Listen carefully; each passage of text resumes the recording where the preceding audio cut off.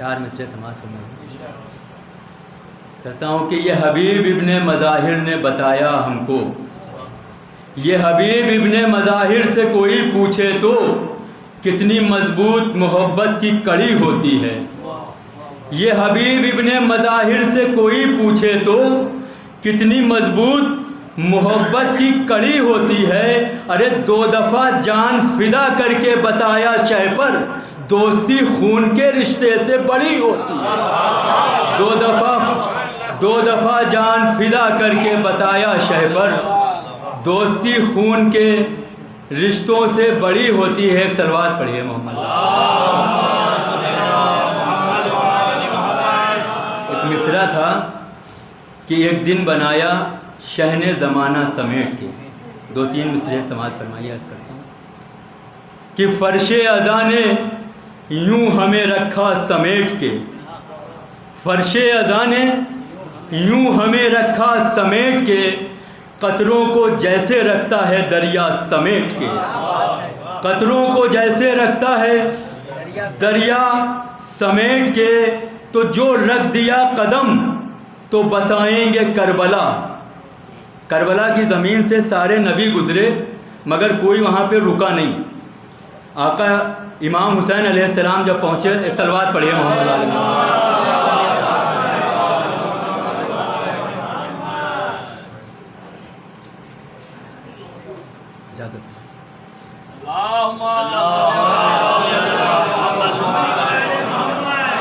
کہ فرش ازاں نے یوں ہمیں رکھا سمیٹ کے، قطروں کو جیسے رکھتا ہے دریا سمیٹ کے، تو جو رکھ دیا قدم تو بسائیں گے کربلا، جو رکھ دیا قدم تو بسائیں گے کربلا۔ ارے ہم وہ نہیں جو چل دیے خیمہ سمیٹ کے، ہم وہ نہیں جو چل دیے خیمہ سمیٹ کے، تو حوروں نے اپنے واسطے خیمے بنائے ہیں، حوروں نے اپنے واسطے خیمے بنائے ہیں، اکبر تمہارے حسن کا جلوہ سمیٹ کے، اکبر تمہارے حسن کا جلوہ سمیٹ کے، تو خالق نے 6 دنوں میں بنائی تھی کائنات۔ مصرع تھا ایک دن بنایا شہ نے زمانہ سمیٹ کے، خالق نے 6 دنوں میں بنائی تھی کائنات۔ ارے ایک دن بنایا شہ نے زمانہ سمیٹ کے، ایک دن بنایا شہ نے زمانہ سمیٹ کے۔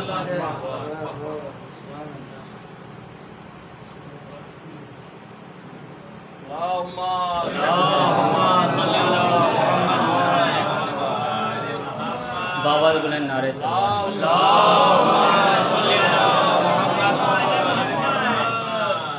کہ رئیس احمد صاحب کے 4 مصرے چند مصرے ملاتا ہوں کہ ہر ایک بشر پہ خدا مہربان تھوڑی ہے، کہ ہر ایک بشر پہ خدا مہربان تھوڑی ہے، ہر ایک پھول بہاروں کی جان تھوڑی ہے، ہر ایک بشر پہ خدا مہربان تھوڑی ہے، ہر ایک پھول بہاروں کی جان تھوڑی ہے۔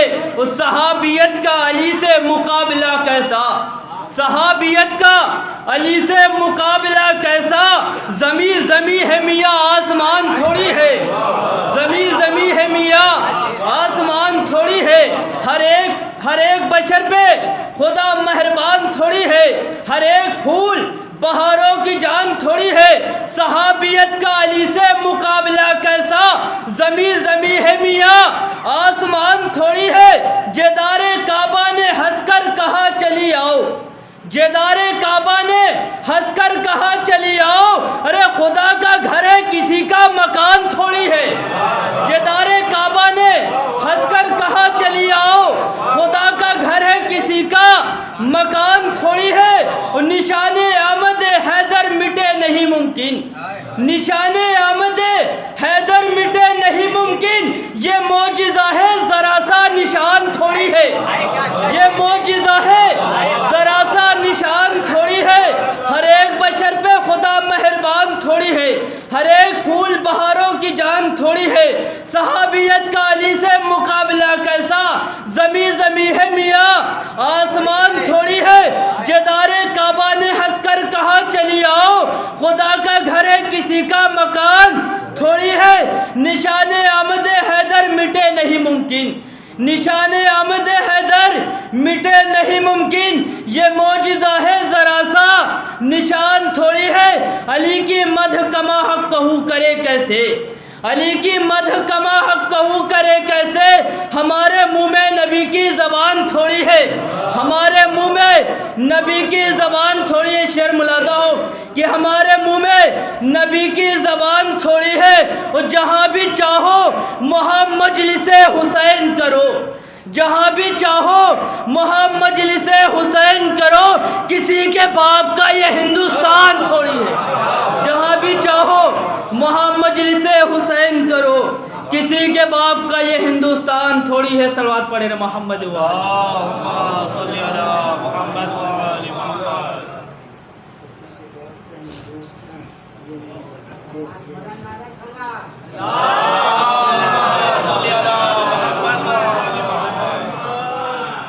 سرکار چار مصرے برائے اصلاح سماعت فرمائے، صلوات پڑھیں محمد و آل محمد۔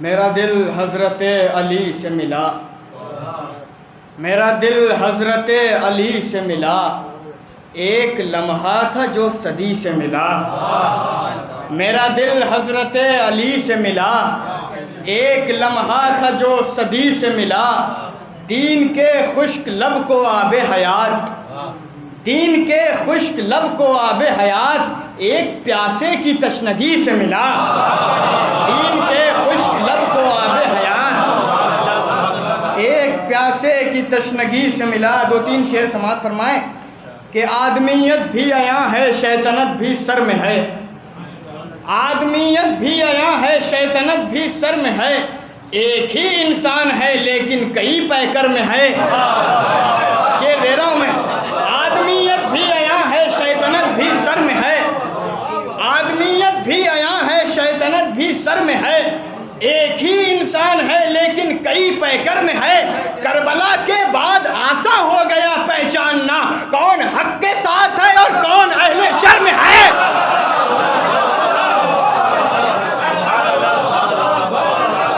آدمیت بھی عیاں ہے شیطنت بھی سر میں ہے، ایک ہی انسان ہے لیکن کئی پیکر میں ہے، کربلا کے بعد آسان ہو گیا پہچاننا کون حق کے ساتھ ہے اور کون اہل شر میں ہے۔ ایک مول صاحب سماعت فرمائیے، ایک منظر میں نے نظم کیا ہے مولا سجاد کے حوالے سے، بطور خاص شعر سنیے، شعر کا مفہوم سمجھیے، بطور خاص کون حق کے ساتھ ہے اور کون اہل شر میں ہے، کہ خوف ظالم سے جب سید سجاد قیدی بنا کے چل رہے تھے، خوف ظالم سے نہیں سر خم ہے راہ شام میں، شعر پڑھ رہا ہوں میں، خوف ظالم سے نہیں سر خم ہے راہ شام میں، یہ عمل عابد کا تعظیم سر سرور میں ہے۔ ارے شعر پڑھا ہے، خوف ظالم سے نہیں سر خم ہے راہ شام میں، یہ عمل عابد کا تعظیم سر سرور میں ہے، یہ عمل عابد کا تعظیم سر سرور میں ہے۔ اور ہرملا کی ہار کو، شعر سنیں، ہرملا کی ہار کو بس چند لمحے اور ہیں، ہرملا کی ہار کو بس چند لمحے اور ہیں، کروٹیں لیتا ہوا اصغر بڑے تیور میں ہے۔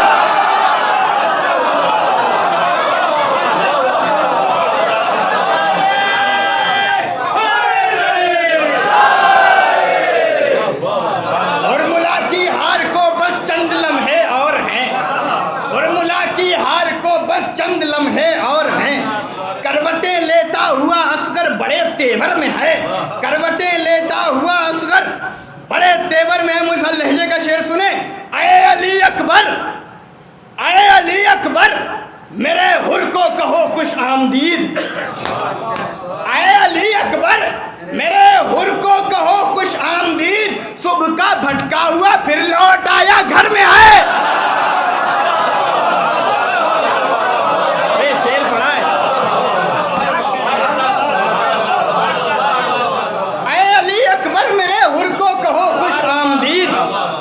صبح کا بھٹکا ہوا پھر لوٹ آیا گھر میں ہے، صبح کا بھٹکا ہوا پھر لوٹ آیا گھر میں ہے۔ میں شعر پڑھ رہا ہوں، جنگ کربلا کا نتیجہ سماعت فرمائیے. صبح کا بھٹکا ہوا پھر لوٹ آیا گھر میں ہے. اس طرف ٹوٹا ہے نیزہ، اس طرف گویا ہے سر. ہائے ہائے. اس طرف ٹوٹا ہے نیزہ، اس طرف گویا ہے سر. ظالموں کی ہار پوشیدہ اسی منظر میں ہے. اس طرف ٹوٹا ہے نیزہ، اس طرف گویا ہے سر. ظالموں کی ہار پوشیدہ اسی منظر میں ہے. شعر سنیے بطور خاص. ظالموں کی ہار پوشیدہ اسی منظر میں ہے. دیکھنا توڑے گا برچھی، اس سے ہارے گا نہیں. ہائے ہائے. شعر پڑھ رہا ہوں. دیکھنا توڑے گا برچھی، اس سے ہارے گا نہیں. احمد مختار کا دل سینہ اکبر میں ہے. دیکھنا توڑے گا برچھی، اس سے ہارے گا نہیں. احمد مختار کا دل سینہ اکبر میں ہے. احمد مختار کا دل سینہ اکبر میں ہے. اور دیکھ کر پیوند کی تعداد کو ایسا لگا، دیکھ کر پیوند کی تعداد کو ایسا لگا جیسے پوری کربلا زہرا کی ایک چادر میں ہے. جیسے پوری کربلا زہرا کی ایک چادر میں ہے. دیکھ کر پیوند کی تعداد کو ایسا لگا جیسے پوری کربلا زہرا کی ایک چادر میں ہے. دیکھنا توڑے گا برچھی، اس سے ہارے گا نہیں. احمد مختار کا دل سینہ اکبر میں ہے. صلوات پڑھے محمد والے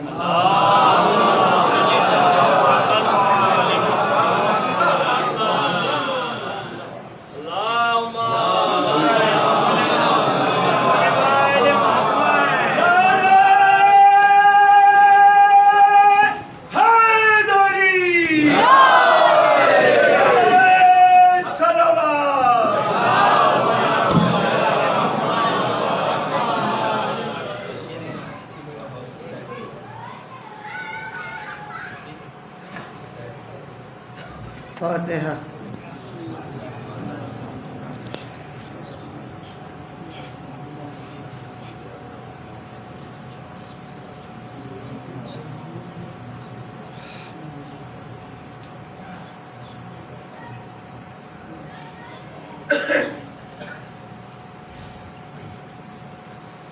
لا حول ولا قوة إلا بالله العلي العظيم. أعوذ بالله السميع العليم من الشيطان الرجيم. بسم الله الرحمن الرحيم. الحمد لله رب العالمين.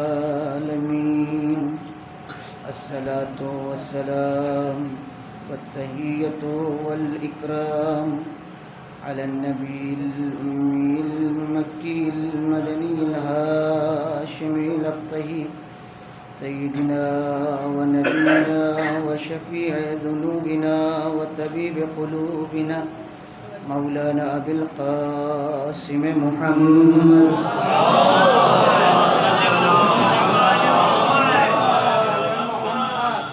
ثم الصلاة على أهل بيته الأطيبين الأنجبين الهداة المهديين لا سيما بقية الله في الأراضين روحي له الفداء. أما بعد فقد قال رسول الله صلى الله عليه وآله وسلم إن الحسين مصباح الهدى وسفينة النجاة. صلوات الله.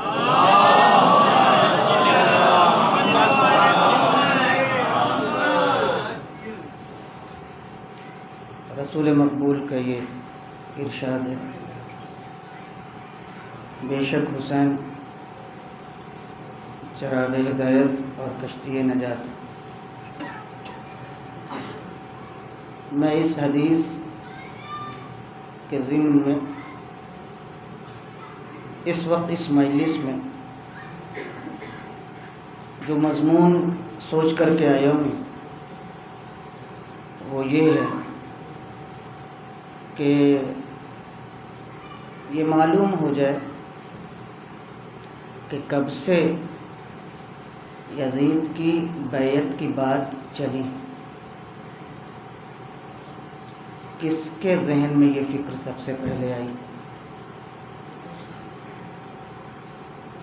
اسے جاننا ضروری ہے، اور اس کے پیچھے کیا محرکات تھے، کیا فکر تھی، کون سا دماغ کام کر رہا تھا۔ بنی امیہ کی حکومت میں دو اہم نام،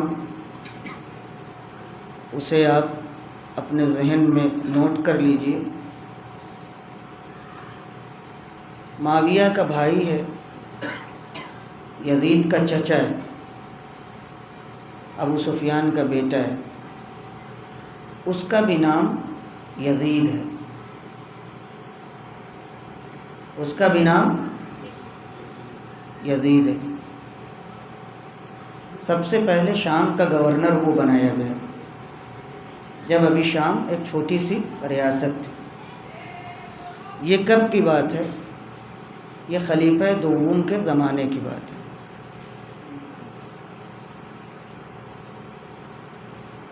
جب جناب عمر خلیفہ تھے تب انہوں نے یزید کے چچا معاویہ کے بھائی یزید کو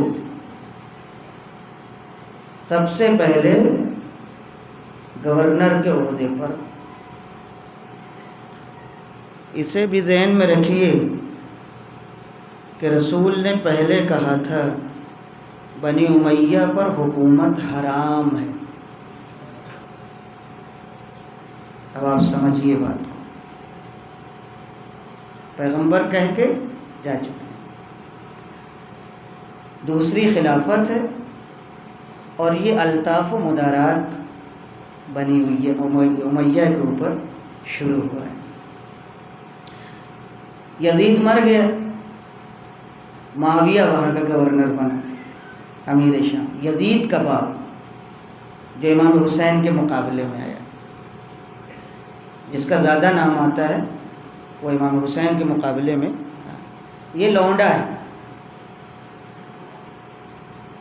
اس کے اندر عجیب و غریب عادتیں۔ وہ لوگ بڑے سیانے تھے، تاریخ ہے یہ سب جو میں بیان کروں، تاریخ لکھی ہوئی، مستند تاریخ، اور یہ تاریخ اختلافی باتیں نہیں ہیں، سب نے لکھا ہے، یعنی مسلمانوں نے لکھا ہے۔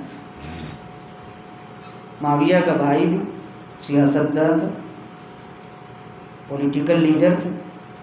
معاویہ بہت بڑا پولیٹیکل لیڈر تھا، بہت بڑا سیاستدان تھا، بہت بڑا مکار آدمی تھا، اور آئندہ کے جو معاملات وہ طے کرتا تھا معاویہ امیر شام، عموماً صحیح ثابت ہوتے تھے۔ یہ تاریخ ہے۔ جو عموماً سیاستدان سوچتے ہیں کہ اگلا قدم ہماری اپوزیشن کا کیا ہوگا، پارٹی کا کیا ہوگا، اور آئندہ ہمیں کیا کرنا ہے، معاویہ اس چیز کو سمجھتا ہے۔ عادتیں بڑی خراب اس کی بھی تھیں، جو تاریخ میں لکھا ہے، سب کچھ لکھا ہے تاریخ میں۔ مذہب کے خلاف بھی کام کرتا تھا، دین اسلام کے خلاف بھی، سارے دستور کے خلاف بھی چلتا تھا، مگر پبلک میں اپنے کو بنا سنوار کے رکھتا تھا۔ کیوں؟ اس لیے کہ اسی نام سے حکومت کر رہا تھا۔ لکھنے والوں نے یہ بات لکھی کہ بنی امیہ کے نزدیک کوئی چیز اہمیت نہیں رکھتی تھی۔ ان کے نزدیک اگر کسی چیز کی اہمیت تھی تو وہ حکومت تھی، وہ ستہ، کسی بھی صورت سے ستہ میں وہ رہ جائیں، حکومت میں وہ باقی رہیں۔ اگر اس کے لیے انہیں نماز پڑھنا پڑے، بادل ناخواستہ وہ نماز بھی پڑھیں گے۔ اگر اس کے لیے انہیں حج پہ بھی جانا پڑے تو وہ طوعاً و کرہن جبراً حج پہ بھی جائیں گے۔ اور اگر اس کے لیے یہ کہنا پڑے کہ آج سے ان کے لیے زکوٰۃ معاف ہے، ان کے لیے وہ زمین الاؤ ہے، دے دو اس کو، تو وہ سب کرنے کے لیے تیار۔ امیر شام نے مختلف گورنر بنائے، مختلف حاکم بنائے۔ کوفے میں ایک گورنر، وہ بھی سیاست میں بہت آگے تھا، مغیرہ ابن شعبہ، یہ سب نام یاد رکھیے۔ کون ہے یہ؟ کیا نام ہے؟ مغیرہ یا مغیرہ، پورا نام ہے مغیرہ ابن شعبہ۔ یہ معاویہ کی طرف سے کوفے کا گورنر تھا۔ کہاں کا گورنر تھا؟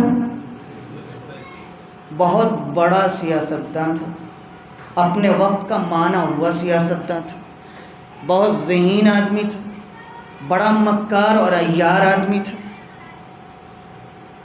مگر معاویہ کے مقابلے میں شخصیت تھوڑی بونی تھی۔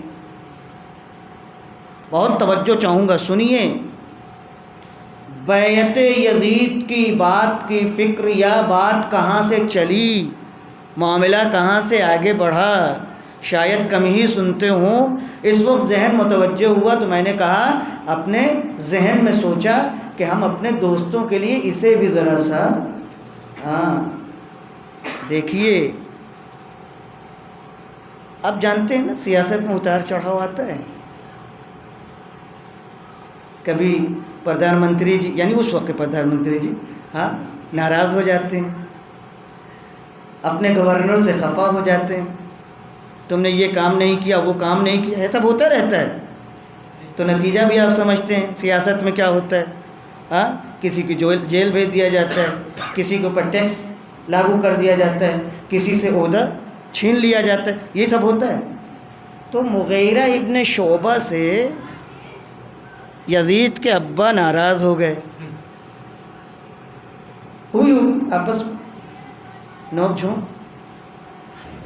اب جب ناراض ہو گئے تو اتنے ناراض ہو گئے کہ کوفے کی حکومت سے انہیں معزول کر دیا، گورنری شپ لے لی اور گورنر کسی اور کو۔ اچھا وہ پرانا، اس کی زبان کو حکومت کا خون لگ چکا تھا، اس کے دل میں تڑپ تھی کہ پھر دوبارہ میں کیسے مسند خلافت پر، گورنری کے عہدے پر آؤں، مگر امیر شام کے مقابلے میں بس نہیں چلتا، بے بس تھا۔ لیکن ظاہر ایسے لوگ بیٹھتے تھوڑی ہیں، تکڑم لگاتے ہیں۔ کہاں سے؟ بہت توجہ چاہوں گا، میں آپ کو لے آیا ہوں جو بات تاریخ سے ثابت ہے۔ ایک دن بیٹھا ہوا تھا، اس نے سوچا امیر شام کو اتنی آسانی سے دھوکہ دینا ممکن نہیں، کیوں نہ یزید سے ملا جائے۔ توجہ چاہوں گا، بہت توجہ چاہوں گا۔ شام میں کس کی حکومت ہے؟ معاویہ ابن ابی، اچھے اچھے نام سنتے ہیں، ذرا سے یہ بھی سن لیجیے۔ کیا کریں، قرآن مجید نے اگر ظالموں پر لعنت نہ بھیجی ہوتی تو ہم بھی نام نہ لیتے۔ قرآن مجید نے راستہ دکھایا ہے، قرآن مجید سے ہٹ کے نہ مجلس ہے نہ ماتم ہے۔ تو قرآن خود ہی کہتا ہے ظالموں پر خدا کی پھٹکار ہو۔ تو اب یہ نام سن لیجئے، کیا کیا جائے، ہم کو سمجھنا بھی تو ہے تاریخ، کہیں بھول کے اسی پالے میں نہ کھڑے ہو جائیے گا۔ اس نے سوچا کہ معاویہ کو تو منانا آسان نہیں ہے، یزید سے ملا جائے۔ اب یہ کوفے سے چلا، اس کے دل میں تمنا ہے دوبارہ حکومت حاصل کی جائے، اور جو حکومت کے آرزو مند ہوتے ہیں وہ ہر قیمت پر حکومت چاہتے ہیں، چاہے غریب دبایا جائے، چاہے غریب کا گھر ڈھایا جائے، چاہے ظلم ہو، چاہے ستم ہو، چاہے دین بدنام ہو، چاہے کچھ بھی ہو جائے، انہیں تو حکومت چاہیے۔ اب یہ دل میں اس کے تمنا ہے۔ کہاں آیا؟ شام، کیپٹل، راجدھانی میں، جہاں یزید بھی ہے، اس کا باپ بھی۔ یزید سے اس نے ملاقات کی۔ داستان شروع ہوتی ہے، سنیے، توجہ چاہوں گا۔ کون آیا ہے کوفے سے؟ ساتھ دیجیے ہمارا۔ کیا نام ہے اس کا؟ مغیرہ ابن شعبہ، بھولیے گا نہیں، مغیرہ ابن شعبہ۔ کون ہے یہ؟ سابق گورنر، بھوت پور، جن کا بھوت اتار لیا گیا۔ کاہے کے لیے آئے ہیں؟ تاکہ دوبارہ حکومت حاصل ہو جائے۔ کیا ذہن میں چال ہے؟ یزید سے ملو۔ اب یہیں سے یزید کو بھی پہچانیے، تب امام حسین کی سیاست کو سمجھ سکتے ہیں۔ اور اگر کوئی متوجہ ہو گیا تو اسے سوچنا پڑے گا کہ ہم امام حسین کے ساتھ کھڑے ہوں کہ کھڑے نہ ہوں۔ بہت توجہ چاہوں گا میں آپ کی۔ یزید سے ملاقات کی، بڑی چکنی چپڑی باتیں۔ آئیے، اس کی عمر گزر چکی تھی، وہ تو ابھی جوانی کی منزل میں تھا۔ نوجوان تو نہیں تھا، جوانی کی منزل میں تھا۔ کہتا ہے کہ مجھے نہیں معلوم کیوں امیر، یعنی یزید کا باپ، کیوں امیر ہے بات، یہاں تو الفاظ وہی استعمال ہو گئے نا جو ہوتے ہیں سیاسی۔ نہیں معلوم کیوں امیر تمہاری سلطنت سے بے توجہ ہیں اور تمہاری طرف توجہ نہیں کرتے۔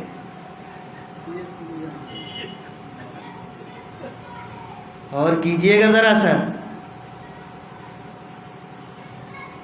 مجھے نہیں معلوم کیا بات ہے۔ یزید کا خود اظہار خیال تاریخ میں لکھا ہوا ہے۔ اس نے کہا شاید ہمارے باپ اس چیز کو مشکل سمجھتے ہیں کہ یہ ناممکنات میں سے کہ امت ہماری خلافت کو قبول کرے۔ سن رہے ہیں آپ؟ شاید یہی تو اسے کہلوانا تھا۔ ایسے جملہ اور ایسے جملے اس نے انتخاب کیے تھے کہ یزید کے منہ سے کچھ ایسی بات نکلے کہ وہ اسی کے ذریعے سے یہ آگے بڑھے۔ اس نے کہا کس بات کا ڈر ہے؟ کیا مشکل کیا ہے؟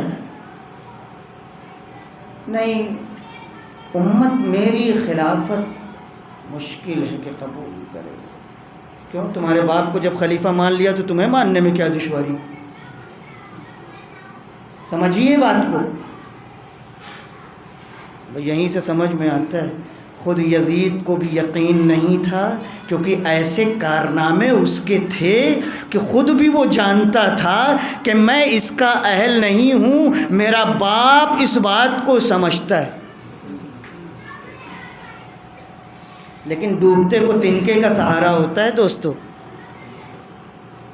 معاویہ کے دل میں ایک تڑپ تھی، اظہار بھی کیا ہے یزید کی محبت کا، معاویہ نے اظہار کیا۔ میں نے شاید یہیں یا کسی مجلس میں لکھا ہے، دلی کے صوفی گزرے ہیں خواجہ حسن نظامی ثانی، بہت بڑے ادیب تھے اردو کے، آزادی کے وقت تھے۔ ان کی کتاب ہے، سنی ہے، ان کی کتاب ہے یزید نامہ۔ کتاب کا کیا نام ہے؟ یزید نامہ۔ یزید نامے میں کئی باتیں انہوں نے لکھی۔ پہلی بات معاویہ کے حوالے سے، یزید کے باپ کے حوالے سے وہ لکھتے ہیں، امیر شام کسی قیمت پر سیدنا امام حسن کے قتل سے اپنے کو بریت نہیں کر سکتے. یعنی کیا مطلب؟ رسول کے بڑے نواسے کا قاتل کون ہے حسن نظامی ثانی کی کتاب میں؟ یزید کا باپ معاویہ. تو ان کی گردن پر ایک خون نہیں ہے، ان کی گردن پر ایک سنی عالم دین کی کتاب کے بموجب ایک خون نہیں ہے. پیغمبر کے دونوں، ایک کا تو ثابت ہو گیا نا، امام حسن کا خون ثابت ہوا، ابھی بات آگے بڑھتی. مغیرہ کہتا ہے کہ نہیں ایسی بات نہیں ہے، اتنا دشوار نہیں ہے. اس نے کہا کیسے؟ یزید کے دل میں تو تھی ہی تمنا سلطنت کی. کہا کیسے؟ کہا شام کے لوگ تو بآسانی امیر کی بات مانتے ہیں، یہاں تو کوئی مشکل ہی نہیں ہے. کیوں؟ اس لیے کہ معاویہ کا بھائی یزید پہلے تھا، اب یزید کا بھائی معاویہ ہے اور زمانے سے حکومت، تو پورا شام ان کے قبضے میں آ چکا. تو جب یہ اپنے قبضے میں لے چکے تو بات بنوانے میں، آپ کو یاد ہوگا بجوائی گئی تھی، پڑھے لکھے لوگوں نے بجایا تھا. تو اس کا مطلب پڑھے لکھے لوگ بھی کبھی کبھی کسی کے کہنے پر، چاہے اس کا اثر ہو چاہے اثر نہ ہو، بیماری بھاگے یا نہ بھاگے، بیماری سمجھے یا نہ سمجھے، مگر اپنے کو کبھی کبھی لوگ پڑھ لکھ کر کے بھی احمق بناتے ہیں. تو احمق بنانے والے ان سے زیادہ سمجھدار ہوتے ہیں. یہ تاریخ بڑی پرانی ہے. سب نے بجایا، اس کے بعد بھی مرے، اس کے بعد بھی چتائیں جلائی گئیں، اس کے بعد بھی خبریں آتی گئیں، اس کے بعد بھی ہاں ہوتی رہی. مگر تو کہا یہ تو تمہارے قبضے میں ہے، اتنے دن سے ہو. ارے جہاں نر اور مادہ کی تمیز نہ کر سکے، صلوات پڑھیں محمد والے.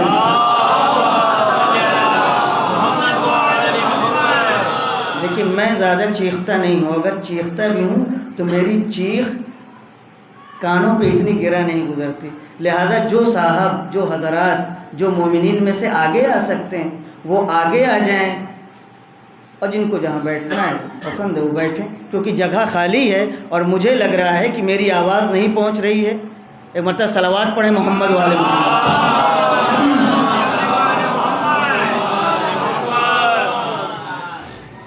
دیکھیے یاد رکھنے کی باتیں میں بتا رہا ہوں، تو جتنی مجلسیں ہوں گی نا کچھ نہ کچھ اس میں ہوتا ہے، سب تو باتیں ہوتی نہیں.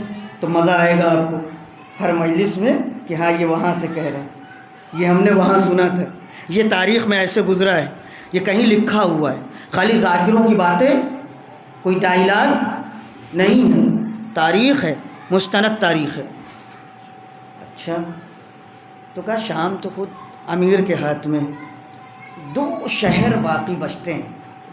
دیکھیں کتنا بڑا سیاس ہے، کتنا بڑا سیاستداں ہے مغیرہ. کہتا ہے 2 شہر صرف ہیں عرب میں، ایک مدینہ ایک کوفہ. بہت توجہ چاہوں گا میں آپ کی، بہت کوفہ سنا ہے، سن لیجئے دشمن کی زبان سے. 2 شہر اہم ہیں عرب میں جہاں یزید کی خلافت آسانی سے لوگ قبول. اس کا مطلب ان 2 شہروں میں ابھی بھی کچھ باضمیر لوگ زندہ تھے.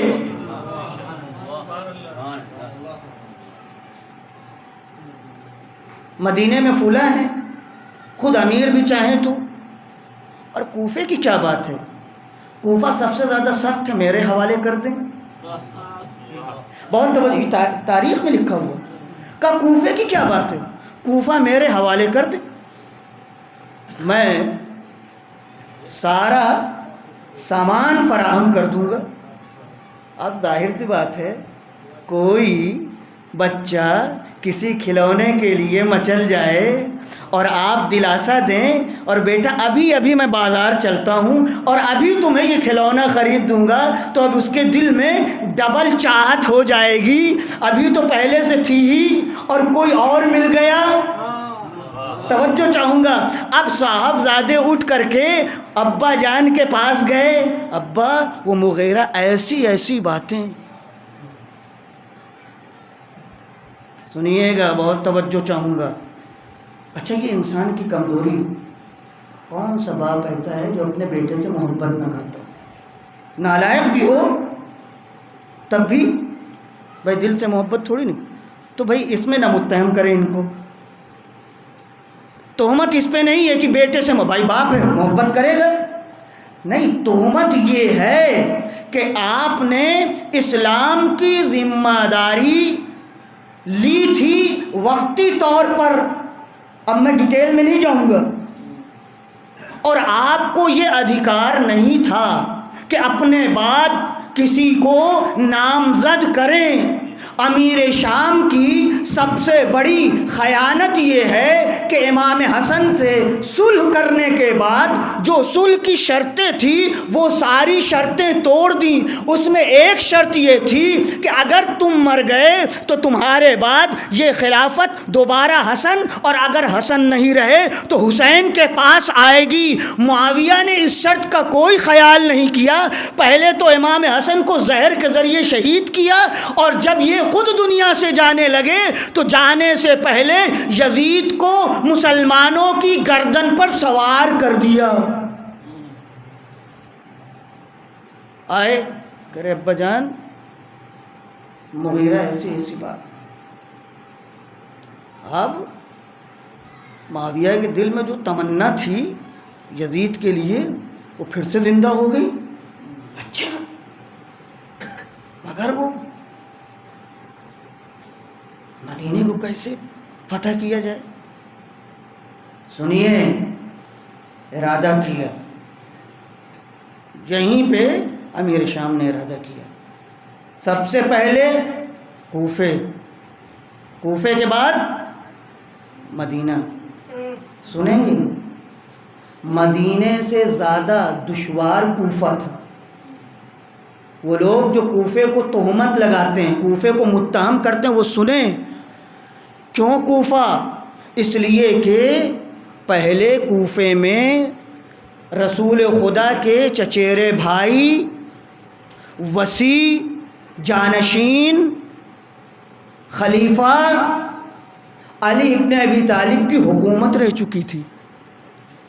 کوفے والوں کے پاس معیار حق ابھی موجود تھا، سب کے سب کرپٹ نہیں تھے، مسلمان تھے، کچھ محب اہل بیت بھی تھے، کچھ شیعہ بھی تھے، مگر کوفے میں سب شیعہ نہیں تھے۔ مگر علی کی حکومت کا اتنا اثر یہ تھا کہ مسلمانوں کے دل میں ابھی پیغمبر کی باتیں زندہ تھیں، لہذا وہ یزید کے کرتوتوں سے آشنا تھے، وہ جانتے تھے کہ یہ اسلام کی خلافت قبول کرنے کے لائق نہیں ہے، لہذا امیر شام تک آ گئے، معاویہ تک آ گئے، جو اس وقت کی سب سے بڑی پرسنالٹی تھے، وہ آئے، مگر کوفے میں بات نہیں بنی، کوفہ فتح نہیں کر پائے، دال نہیں گلی، فوراً بوریا بستر باندھا، اور مدینہ نہیں غور کیا آپ نے کوفے کی تاریخ کتنی اہم ہے کہ اگر ایک حکومت صحیح طور پر اہل بیت کی قائم ہو جائے تو اس کی رمق کب تک باقی رہتی ہے۔ جان پھونک دی مولا کائنات نے، مدینے ہی میں تھے، جیسے سارے خلفاء مدینے میں تھے، امام بھی مدینے میں تھے، لیکن مدینے کو چینج کیا اور کوفے کو راجدھانی بنائی اور کوفے چلے آئے تھے، اور کوفے کو مولا کائنات نے کافی حد تک لوگوں کی، افراد کی تربیت کی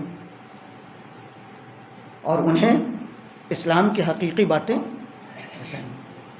معاویہ سمجھ گئے کہ یہاں لوگ آسانی سے بیعت نہیں کر سکتے۔ اچھا اب یہ میں نہیں دیکھ سکا کہ ادھر مغیرہ کتنا زندہ رہا اس فکر کو دینے کے بعد کتنے، لیکن سب سے پہلے یہ فکر اگر کسی نے عملی طور پر پیش کی تو وہ مغیرہ ابن شعبہ ہے۔ تاریخ میں جو نام ہے وہ مغیرہ کا ہے، اور اس کا پس منظر یہ ہے کہ اسے حکومت کی لالچ تھی، لہذا وہ شام گیا، شام جانے کے بعد یزید سے ملا، یزید سے ملنے کے بعد اس کی خلافت کی بات کی، اس کے دل میں اس تمنا کو اور اجاگر کیا، اور اس کے بعد اس کے باپ کو تیار کیا۔ اس کا یہ مطلب نہیں ہے کہ معاویہ کے دل میں یزید کی خلافت اور سلطنت کی بات نہیں تھی، بلکہ بات یہ تھی کہ معاویہ موقع کی تلاش میں تھے اور مغیرہ نے یہ موقع اسے دے دیا۔ مدینے آئے کون؟ امیر شام، مرنے سے پہلے، عمر کے آخری دن کی باتیں ہیں یہ سب۔ ہاں یہ بھی ایک بات عجیب غریب ہے کہ جب پڑھتے ہیں تو واقعاً سمجھ میں آتا ہے۔ کہتے ہیں جوانوں کو اتنی لالچ نہیں ہوتی جتنی بڈھوں کو ہوتی۔ جتنا ہی زیادہ بوڑھا ہوتا جاتا ہے آدمی اتنا ہی زیادہ دنیا دار ہوتا جاتا ہے، خدا نہ کرے۔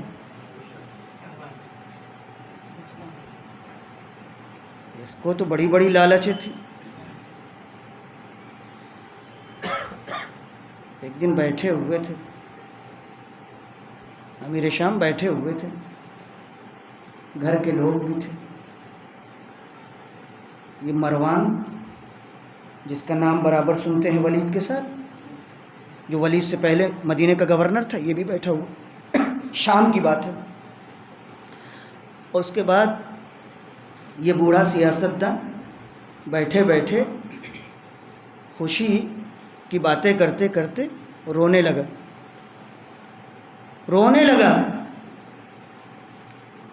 مروان نے کہا امیر رو کیوں رہے ہیں؟ سنیے گا، گھر کے افراد ہیں، باہر کے لوگ نہیں ہیں، سب گھر کے لوگ ہیں، بنی امیہ کے لوگ۔ اب یہ جملے تاریخ میں محفوظ ہیں۔ معاویہ نے کہا کیا بتاؤں، کون سی دنیا کی ایسی راحت ہے جس کو میں نے اٹھایا نہ ہو، لیکن اب بوڑھا ہو گیا، بدن کمزور ہو گیا، کیا کروں؟ اگر دل میں یزید کی چاہت نہ ہوتی تو میں راہ راست پر آ جاتا۔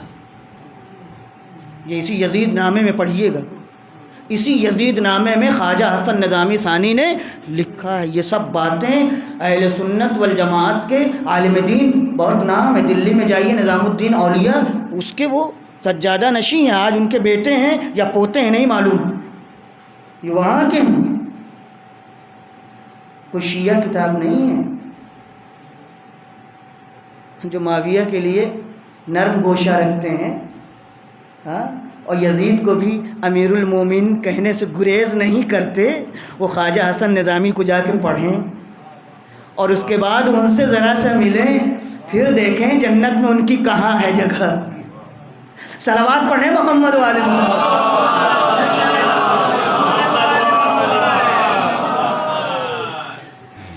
مدینے میں آئے کون؟ امیر شام، مگر انداز بدلا ہوا ہے۔ کیسے آئے ہیں؟ اپنے ساتھ فوجیوں کو لے کر کے آئے ہیں، سپاہیوں کو لے کر کے آئے ہیں، اور ان سے کہا ہے سب مسجد نبوی میں تلوار نکال کر کے لے کے کھڑے ہو جانا۔ مسجد میں، وہ بھی مسجد نبوی میں۔ سنی شیعہ ساری کتابیں کہتی ہیں پیغمبر نے کہا تھا جو ہمارے مدینے میں رہنے والوں کو ڈرائے گا، دھمکائے گا، اس کا ٹھکانہ دیکھ لیجئے، پڑھ لیجئے، اندازہ لگا لیجئے مجلسوں میں کیسی باتیں ہوتی ہیں۔ 100% اسلام کی باتیں یہاں ہوتی ہیں، قرآن کی باتیں یہاں ہوتی ہیں، تاریخ اسلام صحیح معنوں میں یہاں بیان کی جاتی ہے۔ بقیہ تو خواب و خیال، صوفی سنت، دعا تعویذ، نہ جانے کیا کیا چیزیں، گورکھ دھندے، تماشے، کہا سب تلوار لے کے، جیسے ہی میں ممبر پہ جاؤں گا میرے پس پشت، اور جتنے لوگ بیٹھے ہیں نام لیا 4 لوگوں کا،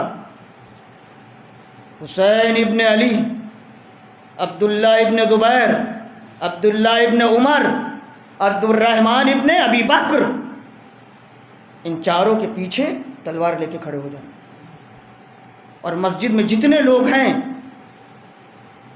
اس انداز سے تم اپنے چہرے کو بنائے رکھنا کہ بھر بیٹھنے والا یہ سمجھے کہ اگر ذرہ برابر بھی ہم نے کوئی حرکت کی تو ہماری گردن اڑا دی جائے گی۔ یزید کی بات نہیں ہو رہی ہے ابھی، پہچانیے۔ ممبر پہ گئے، پیغمبر نے دیکھا تھا خواب میں، خواب دیکھ کر کے پیغمبر کا چہرہ اڑ گیا تھا۔ کیا دیکھا تھا پیغمبر نے؟ اللہ اکبر! کیوں نہیں نقل کرتے؟ کیوں نہیں بتاتے پبلک کو؟ کیوں نہیں مسلمانوں کو آگاہ کرتے؟ بہت کلمہ پڑھتے ہو، بہت رسول سے محبت کا دعویٰ کرتے ہو، کیوں نہیں پڑھتے؟ پیغمبر نے اپنی زندگی میں خواب میں دیکھا تھا کہ میرے ممبر پر بندر اچک رہے ہیں۔ ایک مرتبہ بیدار ہوئے پیغمبر، جس نے اسلام پھیلایا تھا، جس کی محبتیں سب کے لیے عام تھی، ایک مرتبہ پریشان ہو گئے، خدایا کیا ماجرا ہے؟ وہی آتی تھی، الہام ہوتا تھا، اللہ ان کو بتاتا تھا اے پیغمبر آپ کے بعد ایک دور آئے گا جب بنی امیہ کے لوگ آپ کے ممبر پر، اور جب ایسا ہو تو ممبر سے اتار کر کے جہاں تک ہے قتل کر دینا۔ اور پیغمبر نے اپنے صحابہ سے اس خواب کو نقل کیا اور کہا کہ اگر تم دیکھنا کہ بنی امیہ ہمارے ممبر پر آ جائیں تو انہیں بیٹھنے نہ دینا، قتل کر دینا۔ آج مدینے میں پیغمبر کے خواب کی تعبیر ہو رہی ہے۔ بیٹھنے والے یہ دگج صحابہ ہیں کہ جو آنکھوں میں سرما بھی لگاتے ہوں گے، کملی بھی اوڑھتے ہوں گے، یا رسول اللہ بھی کہتے ہوں گے، ممبر پر دیکھا مگر کسی نے اف تک نہ کیا، جس کا نتیجہ یہ تھا کہ تقریباً کچھ سالوں کے اندر یزید جیسا بے شرف انسان پیغمبر کی مسند پر آ گیا۔ کچھ نہیں کوئی بولا، مجمع سے خطاب کر کے اے اہل مدینہ یہ رسول کا شہر ہے۔ اب وہ سب مجھے یاد نہیں ہے سب باتیں، ساری باتیں جو اس نے کی، اور دیکھو یہ ہے وہ ہے تمام، اور میں چاہتا ہوں کہ آپ چونکہ پیغمبر کے شہر کے رہنے والے ہیں، آپ کی عظمت، آپ کی فضیلت مسلمانوں میں مسلم ہے، تو ہم چاہتے ہیں کہ اسلام کی مصلحت میں جو چیز ہے اسے میں تمہارے سامنے پیش کر دوں، اور وہ یہ ہے کہ یزید کو خلیفہ کے طور پر قبول کر لیا جائے۔ اور تقریباً سب نے یزید کی بیعت کر لی۔ دیکھیے جھوٹ، تلوار سر پہ ہے، انداز خطابت یہ ہے تملقانہ، چاپلوسانہ، اس کے بعد کہتے ہیں سب نے، بس کچھ لوگ، لہذا آپ بھی یزید کی بیعت کر لی۔ بس جیسے ہی نام آیا، سب تو نہیں لیکن کچھ، سب سے پہلی آواز، توجہ چاہوں گا، سب سے پہلی آواز حسین ابن علی کی مسجد میں بلند ہوئی۔ معاویہ یزید جیسا ہے ویسا تو پبلک کے سامنے پیش کر، یہ الفاظ ہیں، جیسا ہے ویسا۔ ایسا محسوس ہوتا ہے کہ جیسے کسی اجنبی کے بارے میں تو گفتگو کر رہا ہے جس کو لوگ پہچانتے ہی نہیں۔ امام حسین کتنا پہچانتے تھے، تو اپنے بیٹے کی بات کرتا ہے، جو کسی قابل نہیں ہے، کسی لائق نہیں ہے، اس کو تو مزہ آتا ہے. یہ تاریخ میں سب لکھا ہوا ہے. اس کو تو مزہ آتا ہے اذان ہو اور نماز کی خلاف ورزی کی جائے. باقاعدہ لکھا یزید کو مزہ آتا تھا کہ اذان ہو اور اذان کی خلاف ورزی کی جائے، اذان ہو اور نماز کے لیے نہ جایا جائے، اذان ہو اور پبلک ہو اور لوگوں میں جا کر کے مست ہو کے ٹہلا جائے. یہ ساری چیزیں اس لیے کسی کو یقین نہیں تھا. وہ بندروں سے کھیلتا ہے، اپنے دربار میں بندروں کو لا کر کے حریر و دیبا کا لباس پہنا کر کے، قیمتی لباس پہنا کر کے، اس کے بعد وہاں اس سے کھیلتا ہے. اسلام کا مذاق، قرآن مجید کا مذاق، آیتوں کا مذاق کھلم کھلا سب کے سامنے. او معاویہ، یزید جیسا ہے اس طرح سے پیش کر. تو اس کی خلافت کی بات کرتا ہے. اب یہی سمجھداری تھی جو یزید کے اندر کہتے نہیں تھی. ایک لاؤبالی عجیب و غریب قسم کا لڑکا. فوراً معاویہ خاموش ہو گیا، کچھ نہیں بولا، ممبر سے اتر آیا، واپس چلا گیا. بس 2 لفظوں میں اور میں نے زحمت تمام کر دی. اپنے بیٹے سے ملا، شام واپس آ گیا. وہاں کی داستان اب میں چھوڑ رہا ہوں. شام واپس آ گیا. سنیں گے اب آپ، اتنا ہی امیر شام کو مدینے میں سیاست اپنانا تھا کہ بات پہنچ جائے کہ میں نے فیصلہ کر لیا ہے. اب ان مورخین کا گریبان پکڑ کے پوچھو اور ان سے پوچھو کہ کہاں یہ لکھا ہوا ہے کہ جو تم کہتے ہو کہ اس میں معاویہ کی کوئی خطا نہیں تھی، انہوں نے تو یزید کے لیے کوئی اقدام نہیں کیا تھا. یہ مدینے میں کون آیا؟ یہ مدینے میں کس نے خطاب کیا؟ حسین مظلوم نے کس کے سامنے کھڑے ہو کر کے اعتراض کیا؟ یہ سپاہی کس کے تھے؟ اگر آپ خاموش ہو جاتے، اگر حسین کے چاہنے والے خاموش ہو جاتے، یقین کرو آج معاویہ کو رسول اللہ کہا جاتا. میں کہتا ہوں تاریخ حسین کے چاہنے والوں کا شکریہ ادا کرے. اور یہ حادثہ ہوا ہے جب مصر کے آنے والے آئے معاویہ کے دربار میں، اور جب وہاں پہنچے تو اس قدر ڈرے ہوئے اور خائف تھے کہ جب وہاں پہنچے بجائے یہ کہ وہ معاویہ کو کہیں السلام علیک یا امیر المومنین، انہوں نے کہا السلام علیک یا رسول اللہ.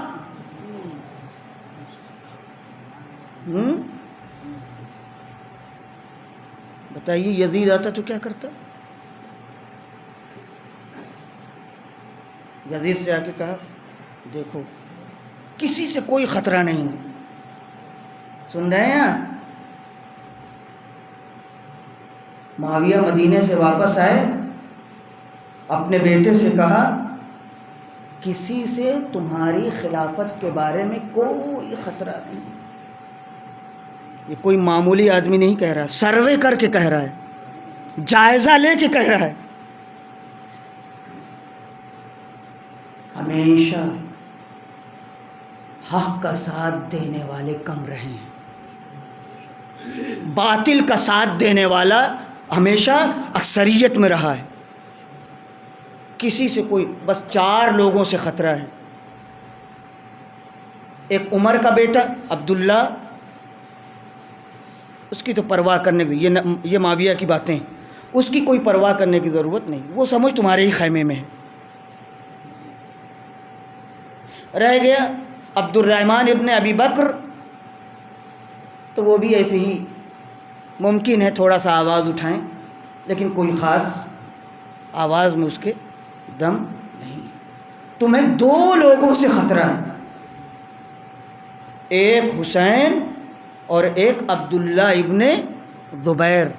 وہ فلم دیکھی ہوگی آپ لوگوں نے، ہے نا؟ ذہن میں ہے؟ مختار نامہ.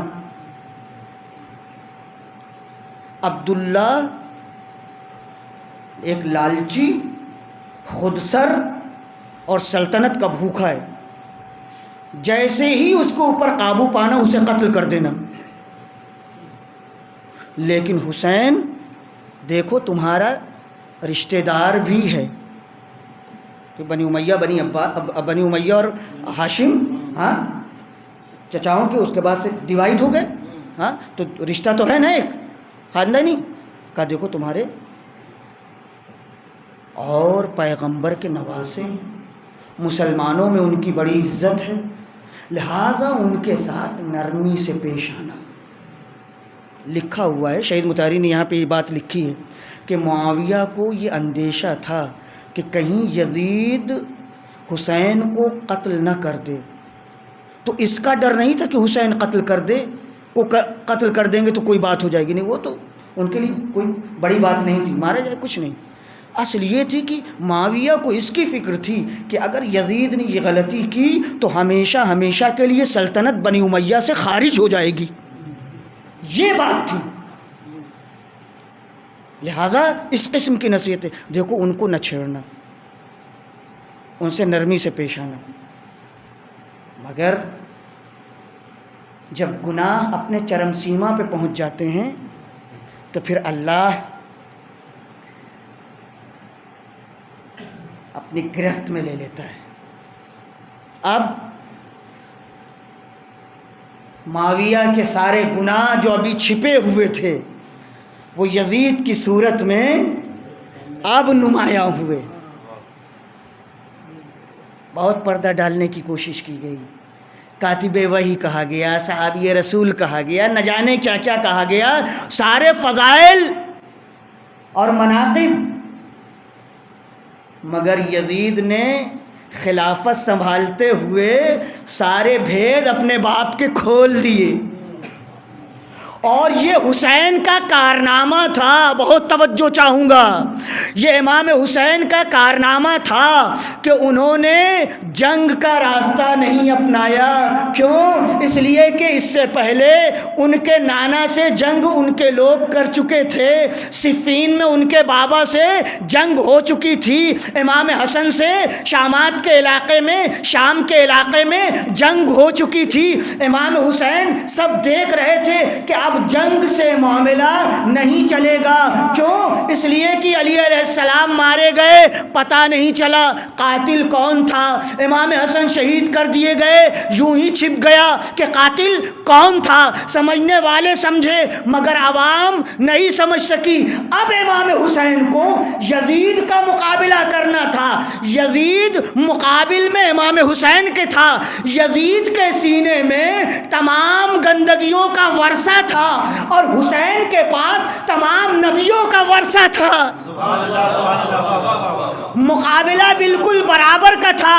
یزید بتا رہا تھا کہ ہمارا خاندان کیسا تھا, کیا سوچتا تھا اور کہاں تک جانے والا تھا, اور امام کو ثابت کرنا تھا کہ تم کامیاب ہونا چاہتے تھے مگر ہم نے ایسی ایسی پالیسیاں اپنائی کہ جس پالیسی میں ہماری شہادت کا جام پوشیدہ تھا. تم یہ سمجھتے تھے ہم ان کو مار کر کے کامیاب ہو رہے ہیں. ہم آج کربلا میں یہ ثابت کر کے دکھائیں گے یہ شہادتیں تمہاری کامیابی کا راز نہیں, ہماری کامیابی کا راز ہے. ارباب ازا امام حسین بھی تیار ہو کر کے آئے. کیسے تیار ہو کر کے آئے؟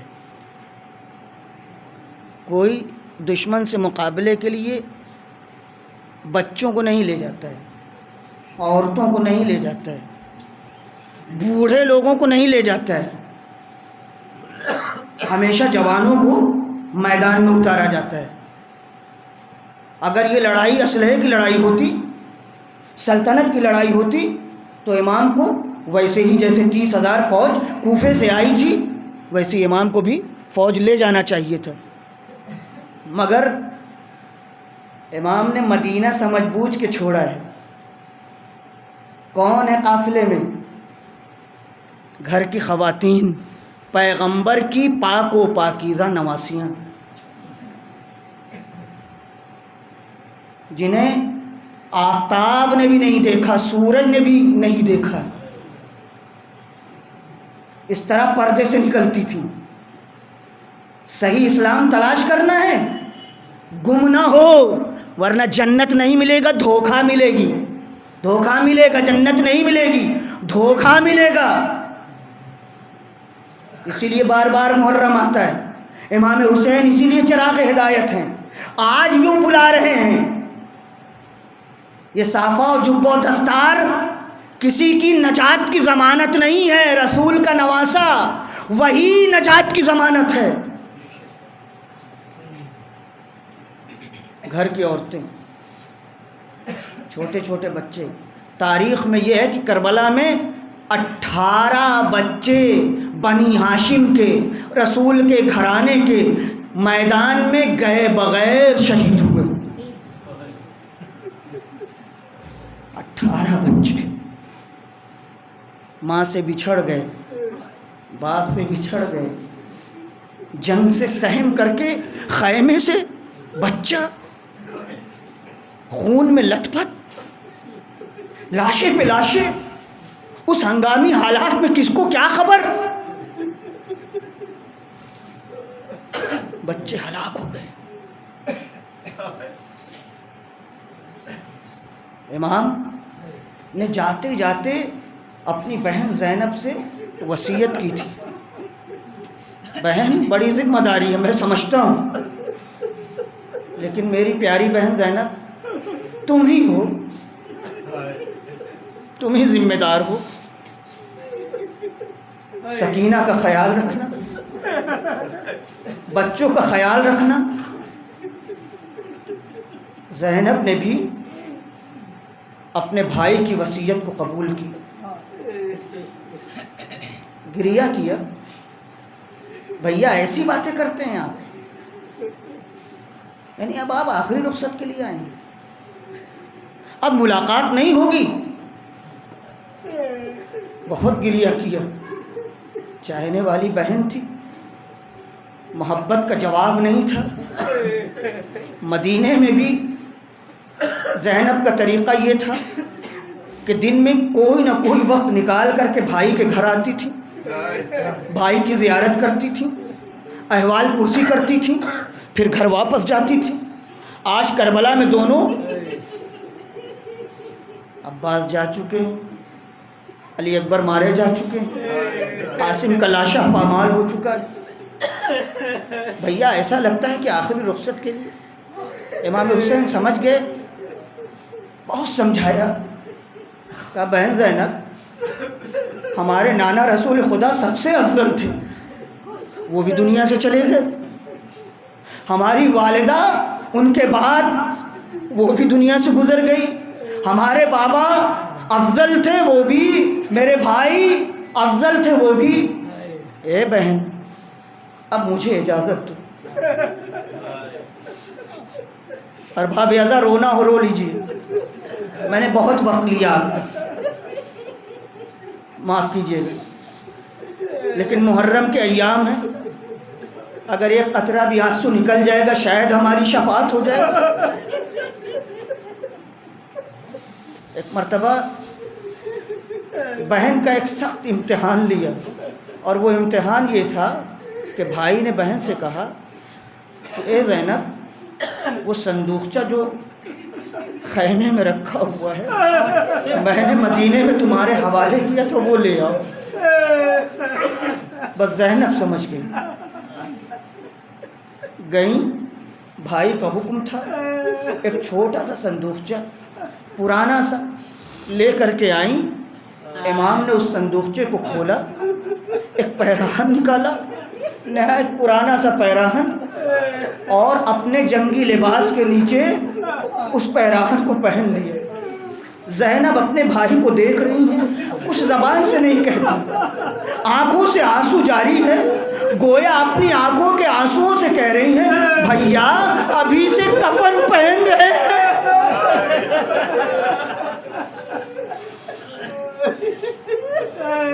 ایک مرتبہ حسین نے بیویوں کو رخصت کیا، سب کو سلام کیا، بس میں نے زحمت تمام کر دی۔ گھوڑے پر سوار ہوئے، آگے بڑھنا چاہتے تھے مگر گھوڑے نے اپنے قدم آگے نہ بڑھائے۔ جب قدم آگے نہ بڑھا تو ایک مرتبہ امام نے جھک کر کے دیکھا۔ اب جو دیکھا تو دیکھا کہ سکینہ گھوڑے کے سموں سے لپٹی ہوئی بیٹھ کر رہی ہے۔ اے میرے بابا کے گھوڑے، اے میرے بابا کے گھوڑے، میرے بابا کو مقتل میں نہ لے جا، تو مجھے یتیم نہ کر۔ ایک مرتبہ حسین پشت پرست سے زمین پر آئے، بیٹی کو سینے سے لگایا، خدا حافظ کہا۔ ایک مرتبہ سیاہ آندھیاں چلنے لگی، فرات کا پانی ابلنے لگا، منادی کی ندا آئی، الا قد قتل الحسین بکربلا، الا قد ذبح الحسین بکربلا۔